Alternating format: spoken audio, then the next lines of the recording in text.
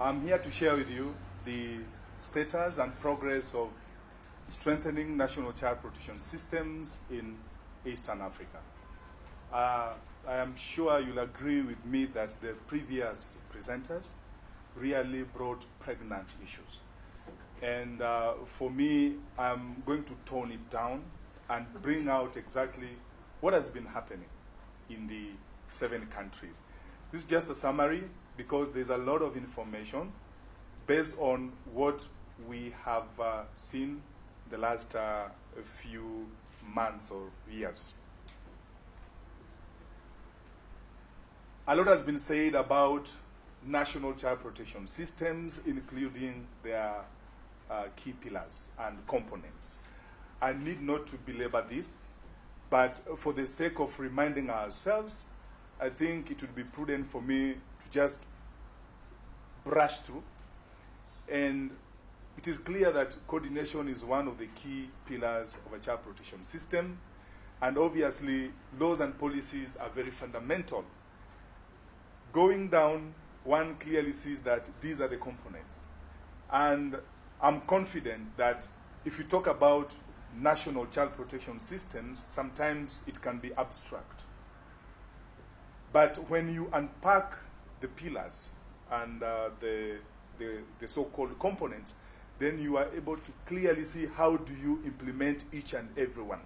Because we've been having challenges and problems in implementing each and every component. So I'm going to highlight a few that we felt that they are so critical based on the on the implementation that we've had for the last 3 years. Now,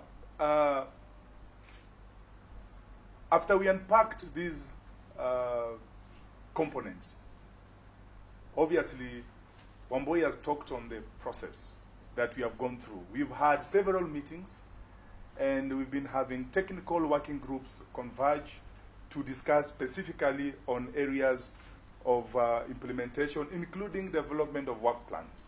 So those work plans were very clear, and they were based on different components of a national child protection system.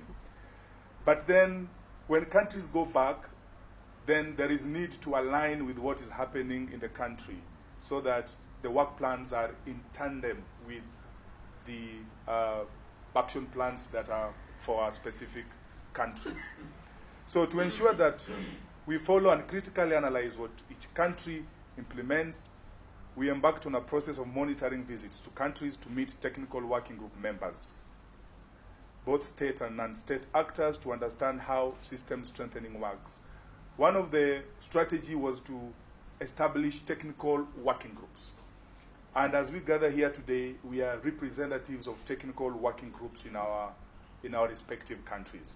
And what is this technical working group?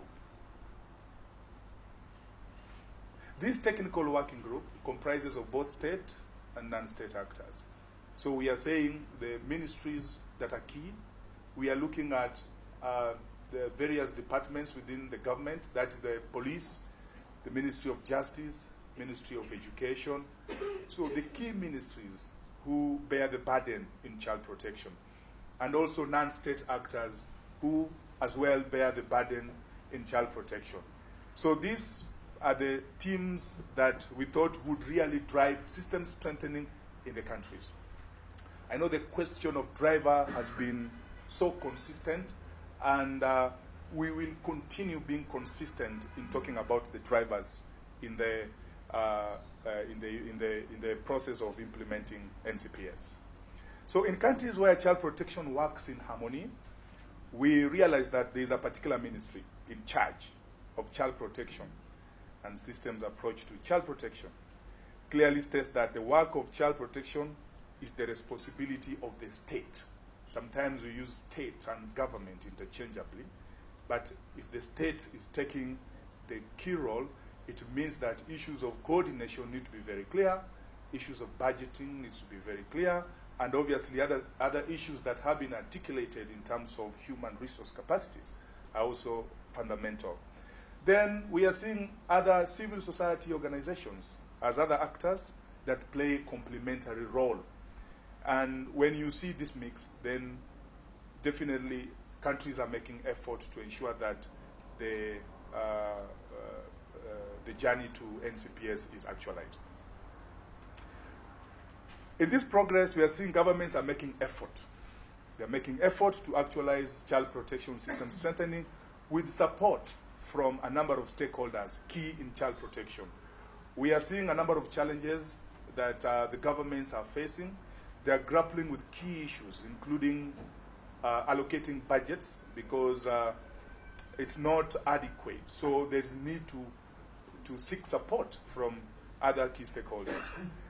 Then, in our monitoring visits, we discovered that governments and civil society organizations have embarked on joint fundraising efforts, meaning that they are budgeting together for child protection issues in the 7 countries.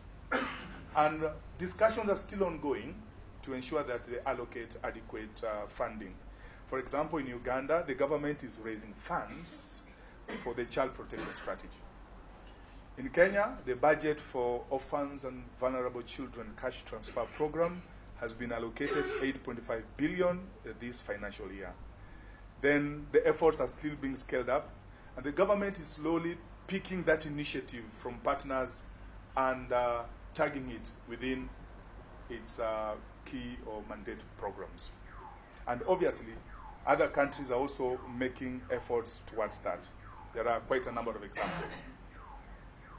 According to the information provided by different countries of East Africa, an analysis from the project perspective shows that a lot of progress on system strengthening is evident in a number of countries where the state and civil society organizations have played a key role in child protection system strengthening.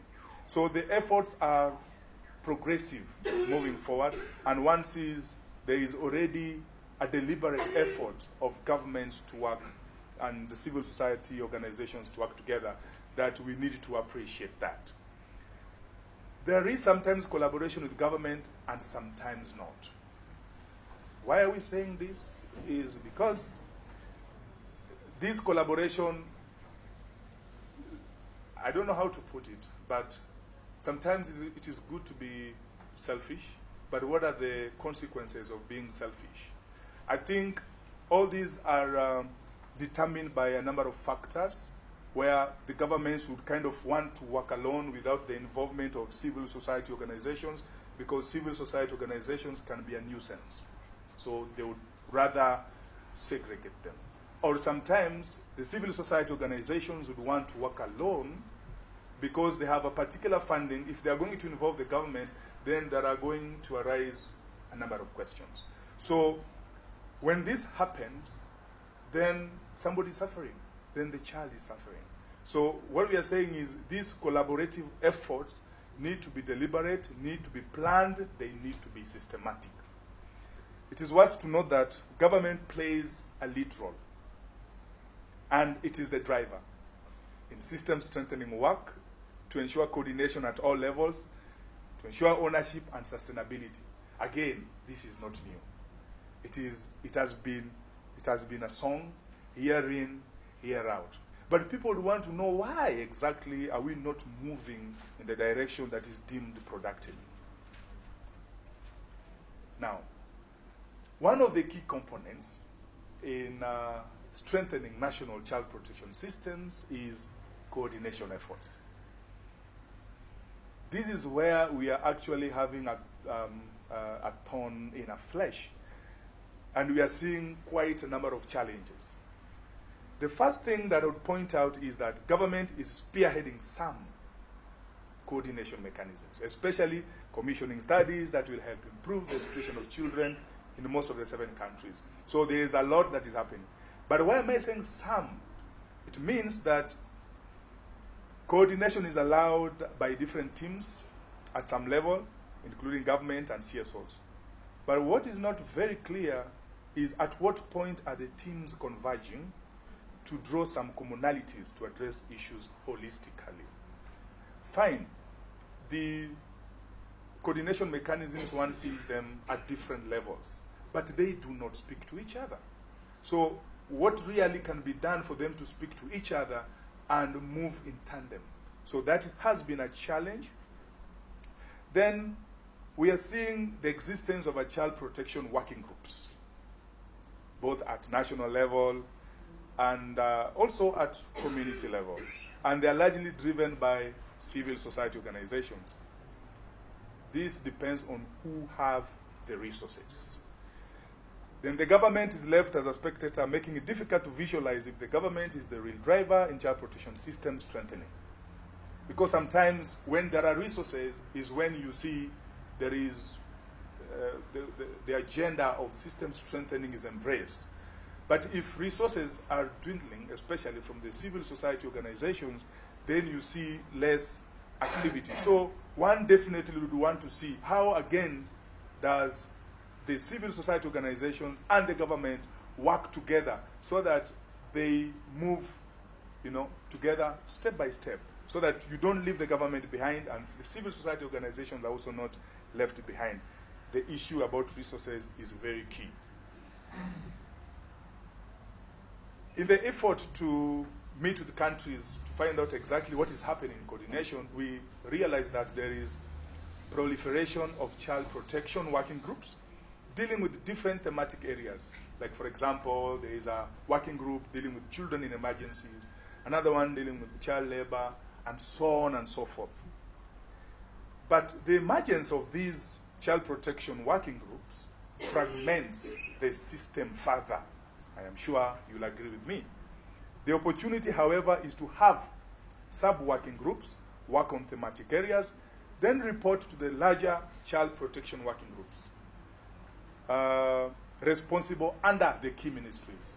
There are those countries who have already made that attempt to have other sub-working groups. But now the government is taking the driver in spearheading these child protection working groups. One of the things that emerged that was also of interest is coordination of donors has been pointed as a challenge because donors who deal with individual entities as long as it fits their interest, and this has been seen as the biggest impediment as initiatives are not well harmonized, while in some areas priorities are misplaced. So if a donor decides that this is the trend and they redirect their resources towards this initiative, then it definitely means that there is a lot of coordination that is required at country level. And sometimes that doesn't happen. So those levels don't speak to each other. Then obviously there are no resources allocated for coordination, especially logistics and calling for meetings, unless this is supported by development partners. Whereas coordination has been a key issue, further analysis shows that coordination comes with hidden costs that most organizations, including government and CSOs, cannot meet in the long run, either because they are not considered in the budgets or resources are lacking. The logistics involved were not factored during planning, making it hard to sustain some processes. This has constrained the existing resources, making it hard to follow up on the issues. Again, this is an area where sometimes we find a bit of challenges. In the middle of the year, we realize that this is a very important issue to follow up on. But when you look at the cost, then you realize that this is something that you cannot really achieve because you did not factor in your budget. So that has hindered coordination in the long run. Now that as part of the component, there are quite a number of challenges as well, where if coordination is not well, planned, then it affects other components as well. Now, the second component that I'm going to highlight are the issues emerging in laws and policies. Because for you to really move, you must have laws and policies that are implemented. And this is a point that has been emphasized. So again, I don't need to belabor, but the question right now is that the governments have progressive pieces of laws and legislation, like in different countries, like in Uganda. I mean, in Rwanda, we have integrated child policy. We have children acts in all these countries, supported by partners. But the bigger question is, how is the implementation? Because the implementation is a challenge because there's lack of resources as well as lack of budgeting for children and political goodwill. There is a whole document that we did a review on the status of laws and policies in the 7 countries. And that report will be shared with you. A summary of that will be shared with you tomorrow to see what is emerging from different countries. You could clearly see countries like Rwanda. They are really on the forefront to make sure that these policies are implemented because of political goodwill. So this platform, therefore, will make us really learn from each other on how each country is moving forward in terms of implementation. Again, the third component, because we were trying to unpack what are these components really about. Human resource is one of the critical components. And again, a review was done that shows all these discrepancies in human resource. And that will be shared with you immediately after this. But a snapshot of what we found out is that there is shortage of human resources. Like, for example, in areas where human resources are key, whether they call them the social welfare officers or social workers or the children officers who coordinate child protection work in the local government or county or district. So that shortage is very evident, and there is need really to relook at how do we ensure that we have adequate and qualified human resources to ensure that the agenda of child protection is taken as it were. Recommendation given to have at least 4 social welfare officers or children officers at local level or at district level to address the challenge of shortage. So more is yet to be done. The capacities of these officers is also wanting, as they are fresh graduates, hence they need to reorientation and training.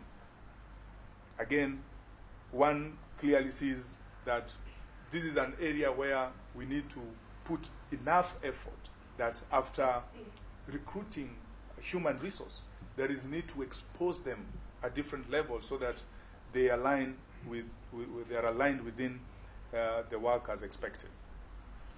Then we have seen government or departments undertaking various initiatives to address human resource capacities.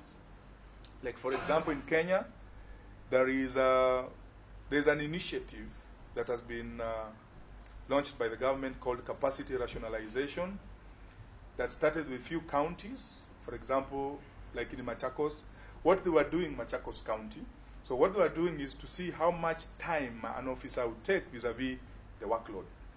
But the question is, are officers optimally being utilized?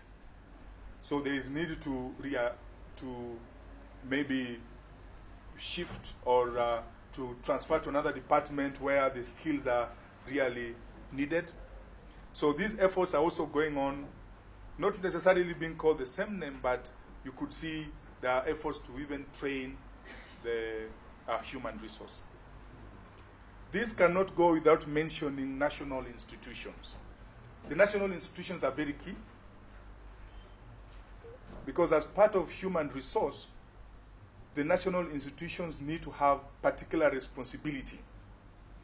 And examples are many. Like in Uganda, there is the National Council for Children Services that need to play a statutory role and be delinked from the Ministry of Gender, Labor, and Social Development as the situation stands at the moment, and have competent technical staff to address pertinent issues and strengthen coordination and hold government accountable. Because these two institutions, they have to be independent, and definitely they also fit into each other. So in terms of protocol, again, one sees there is a bit of confusion there. National Commission for Children, yes. And then, of course, working together with the Ministry of Gender, call it Media Prof. So again, one sees the need for the two institutions to be working together and reorganize. What are the challenges? Now, in this process where we've been working together, over the years, technical working groups have set up, developed work plans, and it was seen important for these work plans to be implemented. But then, when we visited the countries, we saw the countries were kind of aligning their work plans with those of the country. So the issue of aligning work plans or with the costed plan of action or framework in other countries remains a challenge. And because the establishment of these structures within the government departments in charge of children affairs do not speak to each other, and relevant structures like the CSOs and other government departments, making it hard to assess implementation. So we are seeing that after we have converged here and go back to our countries, we see there is a disconnect with these particular plans that we have developed. So again, that requires us to sit down and reflect and see how are we aligning with the existing work plans. Then I will cite a number of examples in the countries that we visited, like the implementation of ANPPCAN in Ethiopia have faced a myriad of challenges given the environment where the legislation on Societies and Proclamation Act is in full force that requires NGOs to refrain from dealing with child rights and child protection issues. This has been a debate in Ethiopia, and that has really barred civil society organizations from achieving their work in full.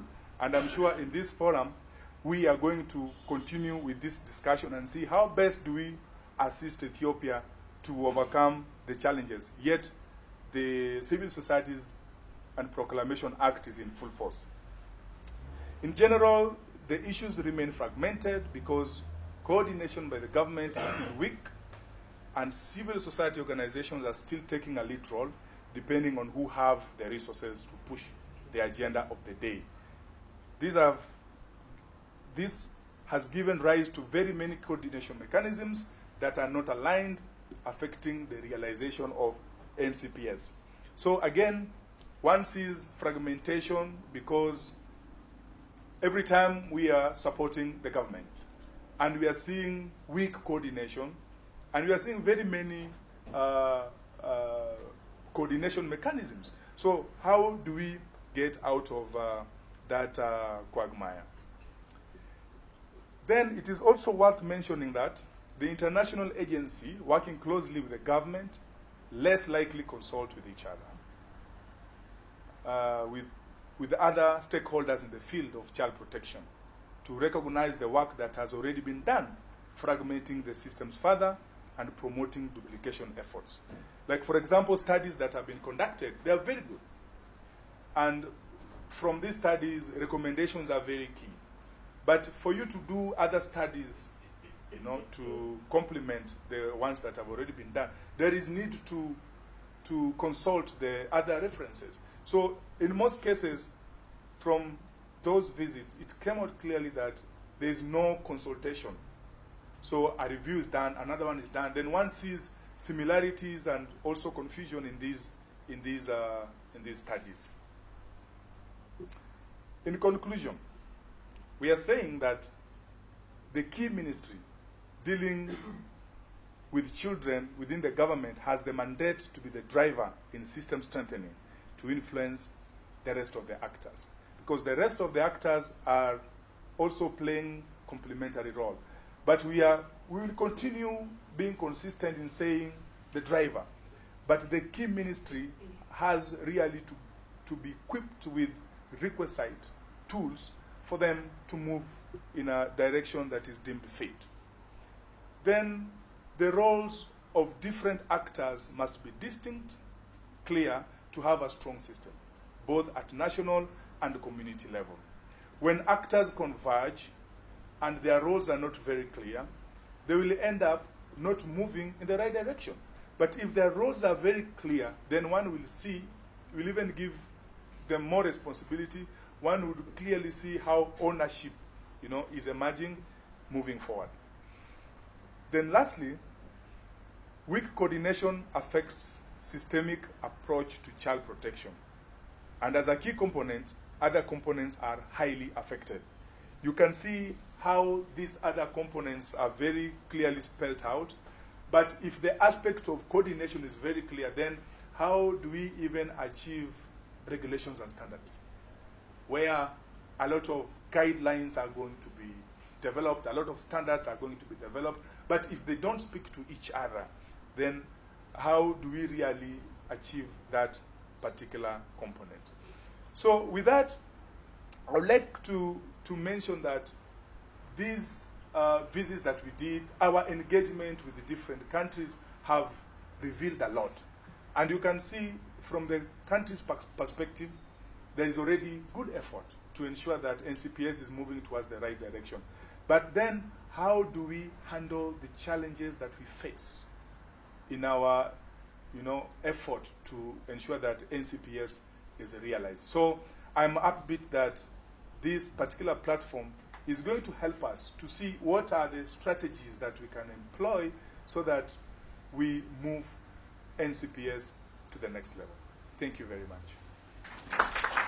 Okay, one of the things that I would like to comment on that is that when state parties make their reports, the reports are considered, and then the committee gives some follow-up and concluding observations, whereby they follow up to see what is happening on the ground. And I would also want to add that apart from the state party report, when the country submits its report, we also have the CSO reports that are complementary to check whether what the country is saying is actually what is on the ground. And for most of the countries, they are working together. That is the state party and the CSOs. They are working together. And we can say there has been progress in most of the countries. And I don't know whether Abigail would add something. What is the position of the committee in relation to national child protection system? So far in the committee session that I have attended where state parties submitted their report, I witnessed that the committee has a concern on national child protection systems, and each state party that comes before the committee is requested on what measure it has taken with regard to strengthening its national child protection system. And whenever the committee believes that there is a gap within the country, it will put it in its concluding observation, identifying the measures that the country should take, including budgetary allocation, and also taking out children institutions out of another ministries. For example, in many countries, children departments are found within Ministry of Women or Ministry of Labor and Social Affairs. So the committee will recommend for the states to address children issues with a different, within a specific or a different institution. It also recommends to make specific and a clear budgetary allocation. So I can say the committee has interest in proposing to state parties to take all the necessary measures to come up with a strong national child protection system. Thank you, Chair, and thank you, Cornel, for the presentation. Of course, this is what is happening on the ground. Thanks for capturing all that. And I would like to contribute on basically there is under human resource and financing issues. Maybe I would say from Uganda there is we are progressing as the technical working group. Of course, the challenge is financing. The resource allocation is really very small, and in most cases it depends on other key actors. So I was looking at the human resource bit, and we talked about the welfare, social workers and all that. From the experience, like in Uganda, they are called probation and welfare, but you realize the concentration is more or less on welfare, and the probation bit is normally missed out because that it has to go with a legal bit, legal presentation and all that. So basically, there's need, you know, like the way you talked about it for skilling, you know, providing those skills and the capacity building in that area. The National Council for Children, of course, all along it was being housed by the Minister of Gender's Labour and Social Development. Of course, it would be difficult sometimes to tamper with someone who is housing you in his compound.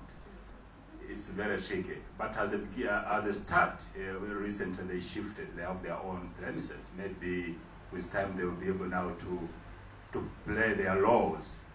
This is a good, you know, starting point. Otherwise, when they are still being housed, they wouldn't, you know. So that is very, very, very, maybe very important. And another thing is on coordination. As maybe the government, as a driver, no doubt about it, they have to drive. To me, they have to drive because it's their mandate, the way you mentioned it. As they drive, the key ministry, looking at actors, actually there are also actors within government which need to be also well coordinated, especially when you look at different ministries, whether like in Uganda you move from health, education, justice, finance. Actually all children issues cut across. They don't belong to one ministry. So there's need also for coordination at that level, so that it's not all about coordinating like civil society organizations and all that. In Uganda, of course, there is an effort, but there's more need to bring all those actors, all different government departments and relevant ministries, you know, to play their role, to know that actually they are entrusted by citizens to play that role. So thank you very much.